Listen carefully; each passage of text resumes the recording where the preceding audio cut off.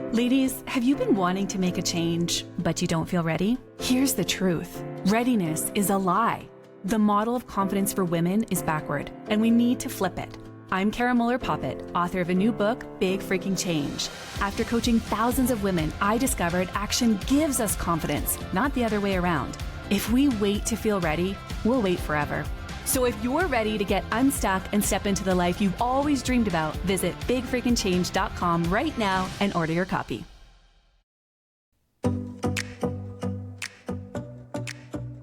Welcome to the Big Freaking Change podcast, where we dive deep into the stories of those who took bold action, embraced uncertainty, and transformed their lives without ever feeling ready. I'm your host, Cara Moeller Poppitt, author of The Big Freaking Change and the creator of the Get Unstuck Cycle of Change model. Each week, we'll sit down with remarkable individuals who have taken bold steps in their lives, personally and professionally, to make meaningful change. Whether you're seeking a career shift, personal growth, or a boost in confidence, our goal is to inspire you to stop waiting and start taking action.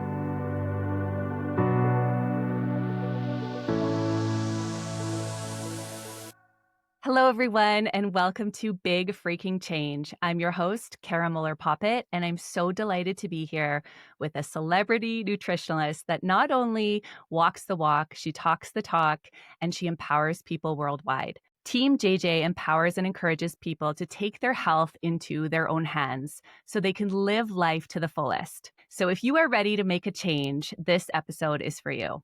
JJ, thank you so much for being here today. I'm glad we could connect. Yes. So I know you have a new book coming out. Talk to me a little bit about that. Well, it's June next year, so it's a year after yours. Okay. Yeah. It takes so long, right? People When you're have no planning idea. these. Yes. I remember when the Virgin Diet came out that same month, another gal published a book, and our books were very similar. And the big buzz out there was somehow one had copied the other. I go, you do realize that we've both been working on these books independently of each other for 2 years and didn't know each other. So no. Yeah, they are, it's incredible, the journey to really do a book. Yes. You just don't appreciate till you're an author. And then honestly, the writing of the book is the easiest part. Yes. And then we got to launch and we got to encourage and produce and promote and all of that. JJ, I've watched you from afar for years. I watched you on a Tony Robbins event and on a DSOA event as well. I got to taste your incredible coconut bars. And really, I was inspired by your story of transformation for yourself, for your family, the business you've built, the empire, and really the impact that you make day to day. So we are talking about making change, and I know you're such an expert in this field. Talk to me a little bit about what stands in the way from women specifically making change to their health. Okay, but first I have to ask you, were you in Calgary? Yes, I was in Calgary when you did the Tony Robbins one. That's so funny. Oh my gosh. Yes. Okay, funniest part of that show was they dropped me off. This is Calgary, it was like December or January? Yes, cold. Very cold. Yes. I was coming from San Diego or Palm Springs, a very warm place. And literally, I remember the Uber driver dropped me off, didn't know where this was, and drops me off. I'm trudging through the snow. I'm like, this is crazy. Low point, Yes, Meanwhile, Tony's got his big Suburban that's pulled right into the place. I'm like, shoot. And it is cold. And that was a cold year. Definitely. Yes, it was. Well, anything under 70 qualifies as a cold year for me. There you go. So really, when you look at it, why? And here's the thing that's the reality out here, Cara, is there's so much information. There's no shortage of the information. So we can all agree, no shortage of the information. So what is it that is stopping someone, especially a woman, from getting to be where she wants to be in terms of her health and her fitness and her overall wellness? What would it be? Now, you kind of could unpack this and go, well, maybe it's time, because time is insane for us, right?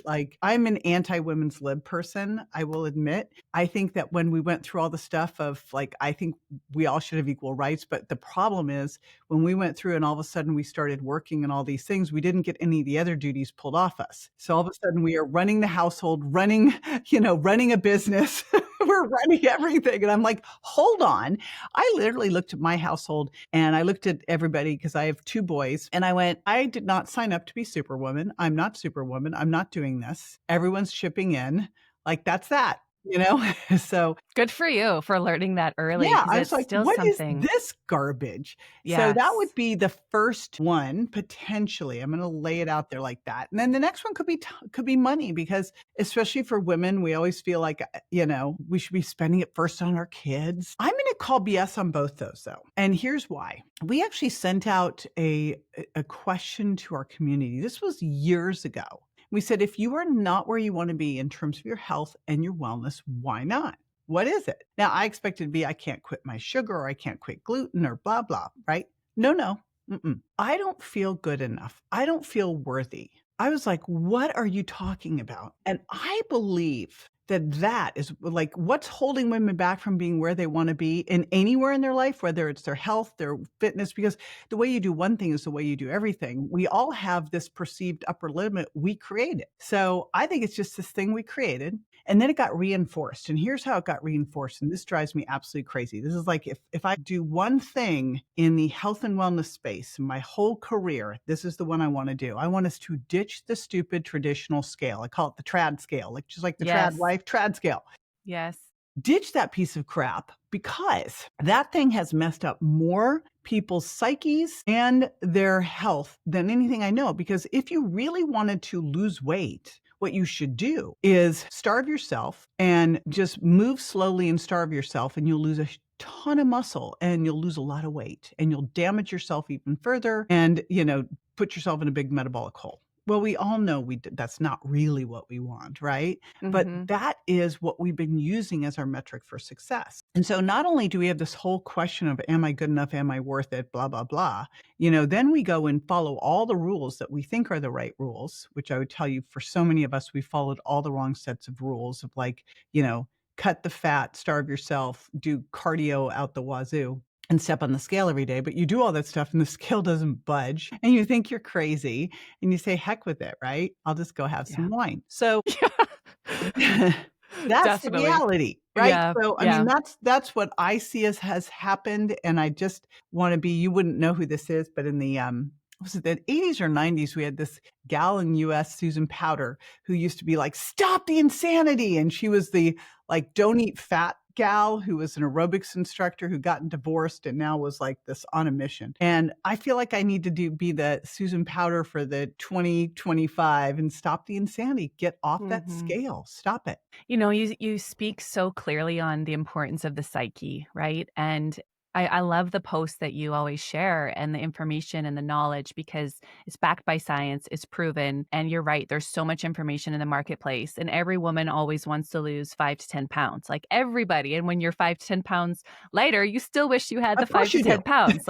And it all comes back to the psyche and confidence. Like, I believe what stops most women is time, energy, and money. That's how we define it. But underneath all of those things is the root. And I believe it does stem from not feeling good enough, not feeling worthy enough, Mhm. not having that confidence to carve out time for yourself or making yourself a priority. And I love that you just mentioned the importance of household chores. Like, we are living in this new world and the tasks are still piling up for a lot of women.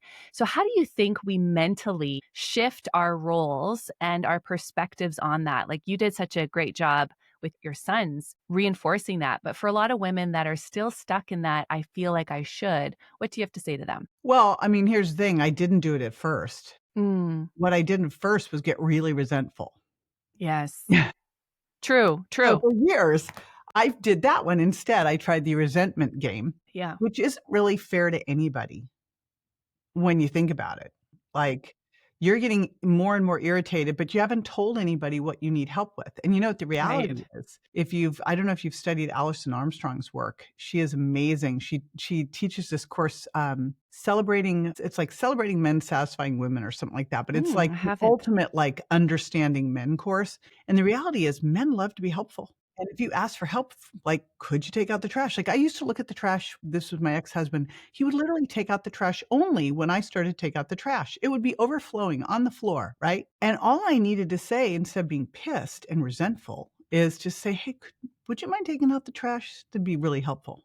Now, irritating that I have to even ask, but Yeah. it is what it is. So I think part of this is just coming to that conclusion of like, you don't have to actually do all this stuff yourself. You can actually ask for help. And here's the reality. When you ask for help, you know what's amazing? People actually like to be helpful. Right. And I think so many of us, we just try to get it done, do it ourselves. It's easier if we just do it ourselves, it's done. And that is, we are part of the problem that we stand in our own way. Yeah. Well, and especially if you're trying to run a household or build a business, because I'd argue that they're the same, you can't build a business as a solopreneur. That's not building business. That's just having a job and a really bad boss. It's Yeah. the same for your family, right? Yes. If you're doing all the stuff, you're not raising kids who are going to be successful because everything got taken care of. Like, I literally went off to college and I didn't know how to do the wash because my mom always did the wash. Now, what I did in college was I just paid someone. I was like, "I'll take out the trash if you do the wash." It was like Negotiate. a swapping negotiation, yeah. Yeah. But, how ridiculous. Like, I should have known how to do the wash. Mm. That wasn't It, helpful, mom.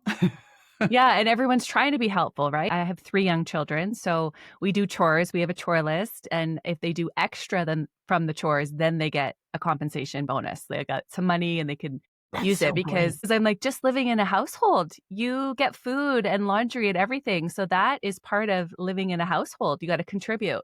But when you do more, they get more. Yeah. I would love for you to share, JJ, what you find is part of the problem when we're talking about health and wellness and weight loss. When we try to make change, I find so many people go so hard so quick and then they rebound and they're constantly in a battle and a negative relationship with their body. So if this is our reality, how do we break from that cycle to really have wellness and longevity long term? We have to start by looking at the right metrics. Yes. This is what we've messed up from day one. Now, I will tell you, I was actually in doctoral school and we had a whole semester where all we did was study body composition. And it was so amazing because from that point forward, that's what I looked at. Even when I was on a reality show for 2 years in the US and I couldn't talk about body composition. They wanted the drama of the scale. Even though I was doing that in the background and making decisions and changing things for the contestants based on what was going on there, because I could see if they were hurting themselves, damaging their metabolism, et cetera, with too fast a weight loss. But if we instead took a muscle first approach to all of this, where we said, instead of me getting on the scale, trying to focus on losing weight, first thing I'm going to look at is what can I do to become stronger? Yeah. And if all I did to focus to begin with was, what could I do to start to get stronger and put on muscle? And I say get stronger first because when you first start to work on getting stronger, if you've never done any type of resistance training before, your first 4 to 6 weeks, you are not putting muscle on. You're teaching your muscles and nerves how to communicate. It's all neurological. And so you'll see a strength increase, but you won't really see any muscle increase. And that's important because so many women still, to this day, in 2025, which is just amazing to me, are afraid of building muscle. And it's so crazy for a couple reasons. Number one, even if you are new to this, which is when you get the best gains, let's say you're brand new to weight training, you would be lucky if you could put on 8 pounds of muscle in a year. It would be a miracle if it was 10. Right? I mean, so let's say you could put on 10 pounds of muscle in a year. As you were doing that, what's going to happen, because muscle is your metabolic spanx, holds everything in tighter, boosts your metabolism, helps you burn fat, is you're going to actually start to lose fat. So it's going to help you burn more fat. It's going to help you look better naked in the interim, and you're going to feel stronger, and it probably will have a little appetite suppression too. Whereas all that cardio tends to have the opposite effect. Yes, yes. Right? Oh my gosh. I remember reading a study in grad school, and at the time we didn't know why this was. And the study was, women who controlled their weight by cardio alone, the minute they stopped, they had like all this weight rebound, right? And, now I realize that, well, they were burning up their muscle. And they were controlling their weight with all this caloric expenditure, which your body starts to adapt to, by the way. And it also gets you to stop doing as much all throughout the day, all your non-exercise activity. That's the big way that you burn calories. And it makes you hungrier. So trying to do this cardio bunny stuff that we did, like that was the 80s and 90s. It was all like, how much cardio can someone do? I, on the other hand, was personal training my way through graduate school. And the only way I got paid is people got results. And I quickly saw that didn't work. So I was taking people and having them do resistance training, and it was changing everything. So I think that if we could just start to focus first on how do I get stronger? And what I love about doing resistance training is it translates into life. That when you do hard things in the gym, you can do hard things in life. There's the mental learning of it. We know that it helps there. Like all of a sudden, the thing that you might have to do in life that might be hard, maybe, firing someone or going to have a talk with your kid's teacher who stinks, whatever, Yeah. whole lot easier, right? It's true. It's true. And I think that goes back to confidence too, right? You did something hard. You've trained your body that you can do hard things. It shifts your mindset and it shows up in other areas of life. That's awesome. I know right now walking is everyone's doing all the walking, right? Walking and weights. I understand that it's about, we want to increase our heart rate. We want to maintain it. So we're burning fat. Talk to us a little bit about why walking is so popular right now. Walking is just controlled falling. It's not exercise. We should be walking every day. It's just we're meant to move. Mm-hmm. So I want to classify that walking is just kind of the thing we should do, like flossing. Okay. And I think that this whole idea of, okay, make sure you're getting this many steps in, what we've discovered is that the average person in the United States gets about 3,000 to 4,000 steps a day. Well, we know that you really want to get up to about 8,000, and probably that sweet spot is 8,000 to 12,000. If you look at hunter-gatherer populations, they're doing more like 17,000 or things like, some of the populations where they tend to be healthier. So more is better as long as you're not stealing from things like high intensity interval training or resistance training. I view walking as this is what we're meant to do, and we're meant to do it all the time. I think that there's become a big focus on it because all of a sudden we started wearing more tracking devices, and we started to talk about the fact you need at least 8,000 steps and you need to break it up throughout the day. Don't just try to do it all at once and sit the rest of the time, because for blood sugar, you want to be doing this throughout the day, because every time you move, especially if you move after you eat, it helps you suck the sugar from the food you eat into your muscles rather than having it elevated or stored as fat. So that's where I see it. I think one of the things that's out there that I love, and I can't believe it's a controversy, are weighted vests or rucking vests. Yeah. This is like, I got called a grifter on social media for talking about weighted vests. I go, a grifter? A grifter. I don't even have a weighted vest to sell, but how are weighted vests controversial? So here's the thing with weighted vests. They're not going to build muscle. I mean, unless you are so deconditioned, you're not building muscle wearing weighted vests. What are you doing? You're burning more calories. Cool. Like anytime you can burn more calories, burn them. We have a caloric excess. And then they may help with bone density. The studies, we need more studies on that. Yeah. They're certainly not going to hurt. So why wouldn't we? Like, I go out walking with a girlfriend. I'm 6 feet. She's 5 feet. So I wear a weighted vest because otherwise I'm like strolling. Yeah. So, I mean, I think that makes a ton of sense. And it factors into something that is very under thought of, and that is non-exercise activity thermogenesis. When we talk about metabolism, we have our resting metabolic rate, what we would burn if we just sat on the couch. Then we have the thermic effect of food, which we can shift by eating more protein because that's the most thermic by a long shot of the macronutrients.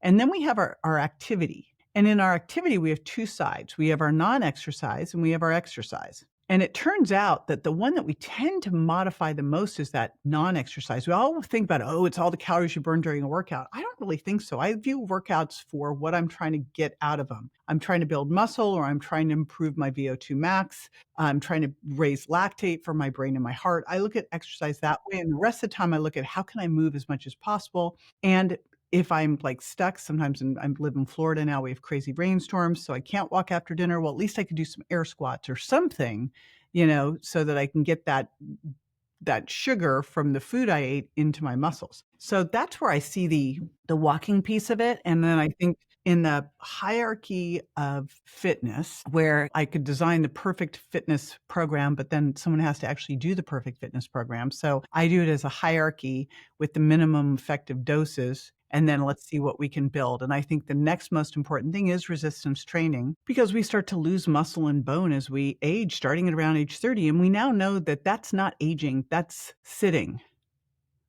That's really, yes, there's this shift in hormones so that we don't build muscle as easily as we did in our teens and 20s, but the real shift is in our lifestyle. Like, I think of my lifestyle now, granted, I was a personal trainer and in grad school and running around all over the place. But still, in my 30s, I had kids. And all of a sudden, even though I was working at a gym, I wasn't working out like I used to. So you look at people and all of a sudden they're working, they're running a household, they just aren't doing quite what they're used to. So are we losing muscle because we're aging, or are we aging because we're losing muscle because we're not focused there? And it turns out minimal effective dose is not much. Like 2 days a week of 30 minutes of doing resistance training where you're overloading, doing more than what you're used to, so your body's going to adapt, can really make a huge difference. I just feel so inspired again. I feel like in my world, when I get busy in business, my workout does decrease and I need to keep it and I need to maintain it. And I know there's so much fluctuation, and even just the mindset of we're not losing muscle because we're aging. It's because we're sitting. Like, it's kind of a truth bomb that we all need to recognize and understand, right?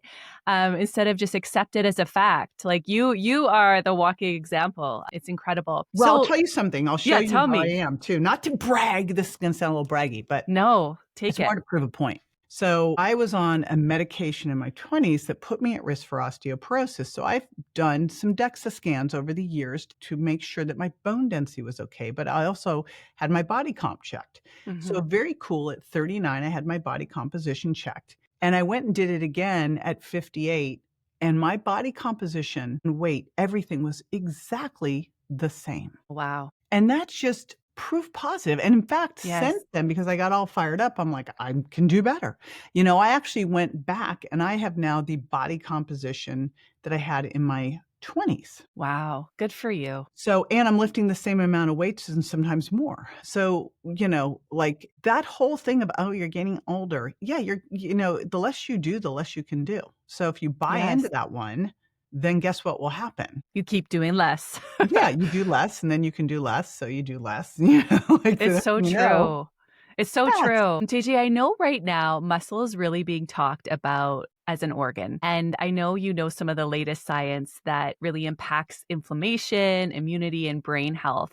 So I'd love for you to speak on that. And also the idea of perimenopause and premenopause and menopause, how a lot of us experience our bodies changing. Now, are you suggesting too that that's more in our head because we're not as active, or is it something that's not in your head? Okay.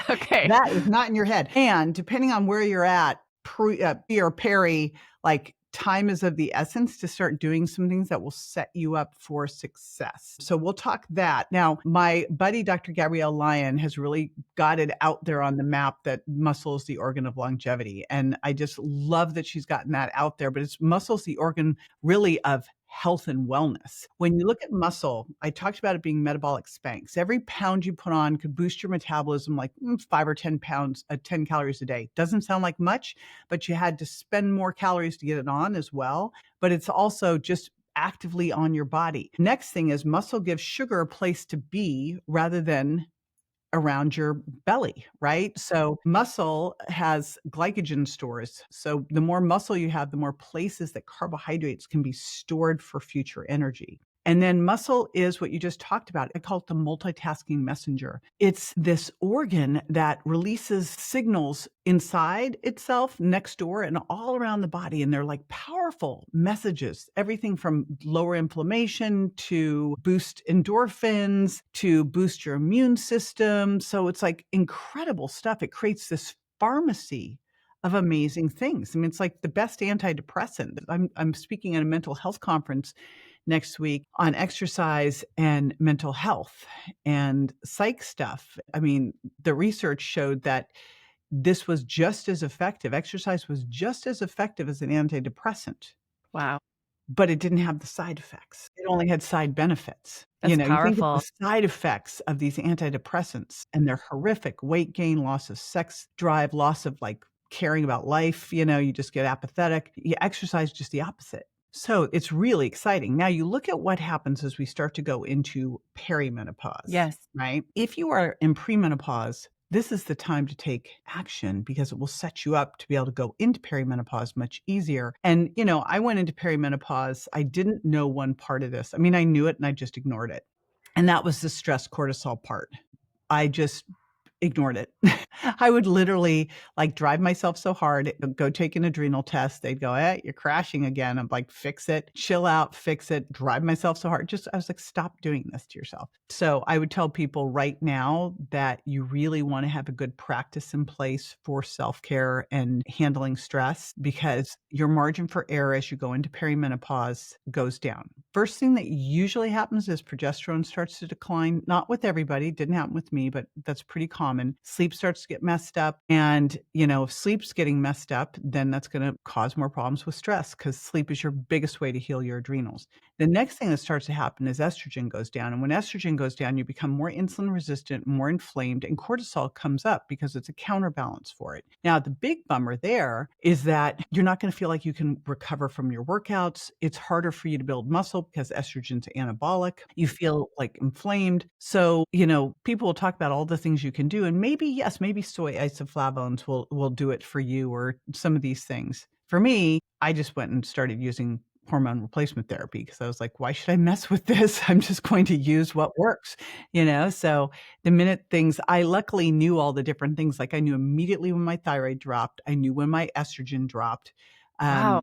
Yeah, I could well, because I've been teaching a course on weight loss resistance and how hormones created weight loss resistance, so I knew all the different types of things, like with estrogen, it might be bleeding gums, it might be itchy ears, it might be, belly fat gain. So you know the different things. Progesterone, it's like often mood and sleep. So you start to learn all the different things because you go to a doctor, you take a blood test, and granted, you might see something going on with your FSH, but you're not gonna see the other things are all over the place. So it depends when you see them. But your good menopause doc is gonna work with you on those symptoms and be able to see what's going on and then help you. Because as you're going through perimenopause, you wanna be doing all the lifestyle things you possibly can to support so they can use the least amount to help you get through it. And just realize the biggest thing that's getting pushed on during menopause perimenopause is your adrenals. Those are the ones. That's why when I look back, I go, during perimenopause, my 16-year-old son got hit by a car and nearly died. And, that was what was going on during perimenopause. Like my biggest time during perimenopause, I was in an ICU for months with my son while launching a New York Times bestseller, bedside. And so I was like, please bring me hormones. But, like you've got to be able to do things that can help you manage stress because what you could do before with estrogen and progesterone is going away. So you gotta be able to counterbalance that. Now, hormones help too, of course, but so does meditation, some HIIT training. I love high intensity interval training for stress because it teaches your body how to go hard and go hard and recover, right? So that can be super helpful as well. I used it a lot when my son was in the hospital. I was literally running up and down the stairs to help me blow off steam, right? Yeah. I heard your story for the first time on stage when you were speaking at Tony Robbins, and I just couldn't even imagine the pressure that you felt, the dedication you had as a woman and a mother, and the success you have achieved from focusing and being able to take care of yourself in the process of high, intense stress. So it's a lesson for all of us that we got to keep showing up and doing the things that are necessary. Well, I think too, quite often, what someone might use as a reason not to is actually the reason why you must. So, when you look at a situation like that where my son was, basically dead on the pavement and in a coma, and, here I am, and I've got a book launch that I'm all in on. And if it doesn't go, I'll be bankrupt. And this is how I'm going to support him and save him. And a lot of people would use that as a reason to just kind of lay down. Right? And I looked at this and I went, my why just got a whole lot bigger. Like, there is no plan B here. Let's go for it. Let's get everything out that doesn't need to be happening. And let me get as much help as possible. That's where I really called in all my friends, all my favors, everything else. But so often we'll use something as an excuse when we're looking at it and we need to flip that script Yeah. and go, this is really actually a reason why I have to lean in. Yes. So self-care at that point, like non-negotiable. Yeah. That is so powerful for all of us that are moms listening, is that often we put ourselves last, and self-care will allow us to take care of the people we love to a better extent. Do you think there's a lot of guilt that comes up for the women you serve and moms when they're having so many different roles and responsibilities, and just putting myself in your shoes, like that would be so hard to maintain, yet it's so critical in those moments. So how do you encourage people to really change their mindset around that so that they are taking care of themselves? Yeah, it's funny. I have a girlfriend I mentored for years. She used to work at my gym in Palm Desert. She moved to Dallas to work for a doctor I found there for her, and then she ended up meeting her husband, getting married. Now she's working and having kids, and she's like walking through this, going, "God, I feel so guilty when I'm not with the kids, but then I feel guilty when I'm Right. working and I'm not working." And I go, "It is the state of being a woman. If you're not careful, you are just you're pulled in all these directions, and you will feel guilty no matter what you're doing." So just stop that, because, it was one of the things I used to do all the time, was always multitask, never really pay attention to my kids because I was working on, and I just went, "Stop it. Stop it." Like, guilt's a decision, right? You're making that decision to feel guilty. You gave consent, so don't feel guilty. Sounds so simple, and yet Don't it's such a well, challenge, right? I just catch myself, like, Yes. I don't think I'm like, I am not Miss Perfect. I will start this stuff, like, feel guilty about doing something, and I'm like, "Stop that." And what I had a mentor at 30, and she taught me. She said, "Every time you have a limiting belief, just put a rubber band around your wrist and just And snap it." flick And it, yeah. so now I have a rubber band always on my wrist. It's a metaphorical rubber band, but I literally it has been 30 years of snapping rubber bands when I start to do these things, because we'll all do them. Yeah. We all have an upper limit problem. If we didn't, we'd be unlimited. We'd be doing, like, amazing things. So we all have these things, and the biggest action that we can take is to recognize it, have grace. Don't beat yourself up because you did. Like, that's the human experience, but just go, "Okay, I'm going to check in. I'm feeling guilty. Release. Let that one go." Yes. Let's let that one go. You get to take a bath by yourself with a great book. Yeah. I used to feel guilty if I wasn't being productive at all times, like, all times. Yeah. And if someone would catch me doing something fun, I'd try to make an excuse for why I was doing that. And I'm like, "This Mm. is ridiculous." So we all do it. And I appreciate your comment about the upper limit, right? Because I think so many of us are scared of failure to try new things, but we're also scared of success. And I think that really speaks to the upper limit, right? Yeah. That we have that programmed. So when we're feeling guilty, let's say we ate a bag of chips. This is my life. Sometimes I work so hard, and then I'm like, at nighttime, I'm like, I just need a little something. So I'll eat Yeah. some chips. And then I'm like, I didn't really need to eat those chips. Went on my Maybe you walk, did need to eat those chips. Well, maybe, but I probably didn't. But what happens in our mindset when we go through these cycles? Like, what would be a quick tool for women when I do believe in indulging, but I believe in moderation? And I know, I think lots. moderation's a myth. I think it's the You most do? ridiculous thing Okay. ever. So here's the thing. Yeah. Don't bring the enemy into the house. So I think about the things that I love, that I know are a gateway for me, a trigger. If I have a little bit, I'm going to eat all of it.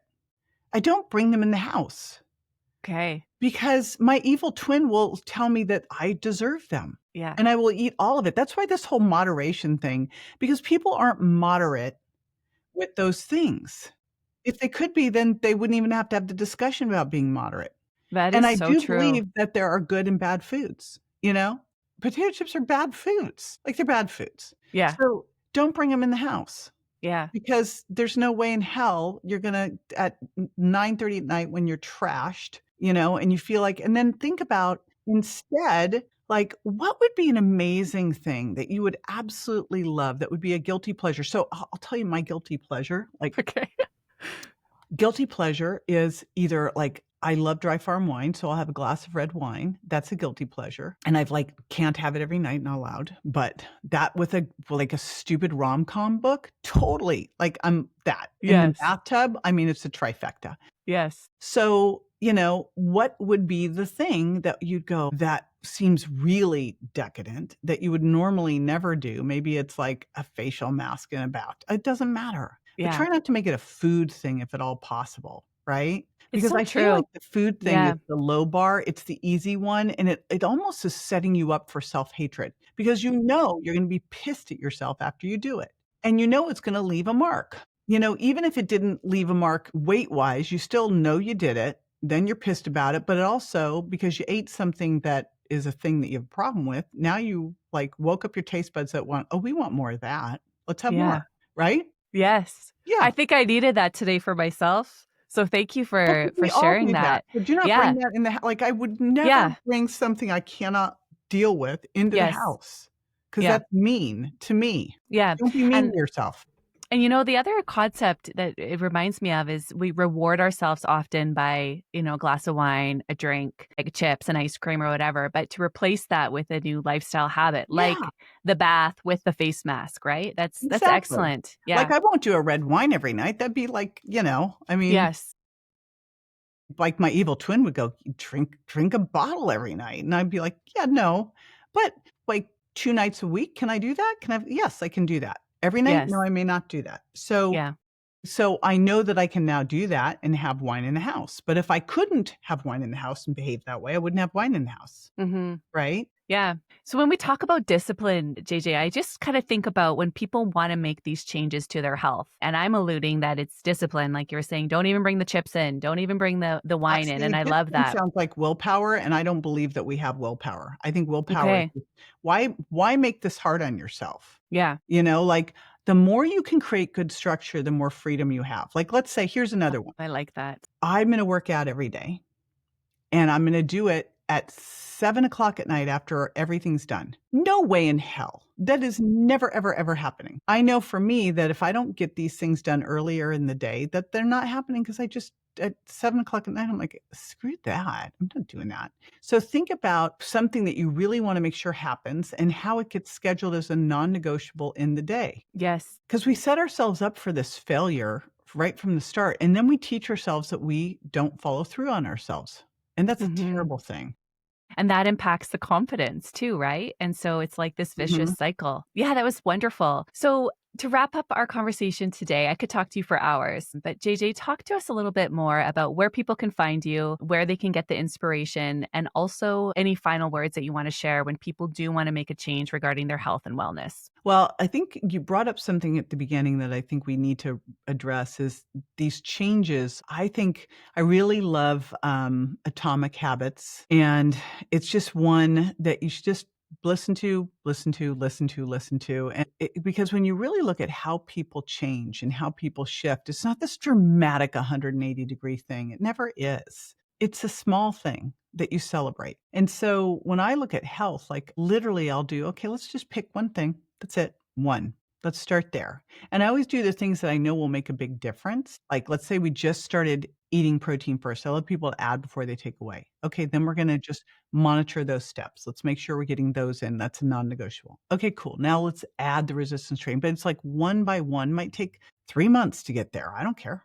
Doesn't matter, because I know it's sticking and we're stacking. So that's the important thing, is what are the things that you can just put in that become your thing? It took me a year to get meditation into my life. 1 year. I went to Dr. Joe Dispenza retreat after Dr. Joe Dispenza retreat, got to be buddies with Dr. Joe. I was going, oh my gosh, is type A, this is really hard. He's like, yeah, it was breaking the habit of being myself, was quite a habit. Anyway, so you just be kind to yourself. It takes time. So that's the big thing. We do all of that. That's the big thing I do through all of my work, is I'll pick a thing. Eat protein first. We have a 7-day challenge to just get you to do that. So that's at jjvirgin.com/protein first. Or I have a 10 minutes to win it challenge, where you can, all we do is we work on 4.5 to 10 minutes of little exercise snacks each day, because the research shows that if you do that, you'll lower your cardiovascular risk by 40 to 50%.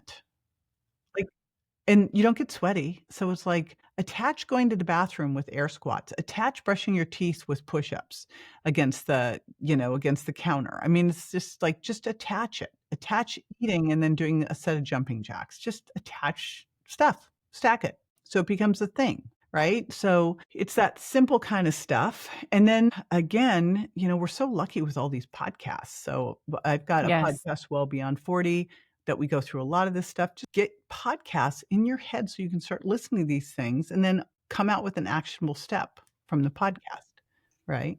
Yes, you've condensed it and made it applicable to everyone. Everyone can do these things. And what I like about you is you're so real, you're so successful, and you're such an inspiration. So thanks for all the gifts that you bring into the world and inspire all of us to be healthier and to take care of ourselves along the way. Thank you. Thanks, everyone. And remember to make your change. We want to follow JJ and really get this inspiration because health and wealth and our wellness is all combined. Have a great day, everyone. Bye for now.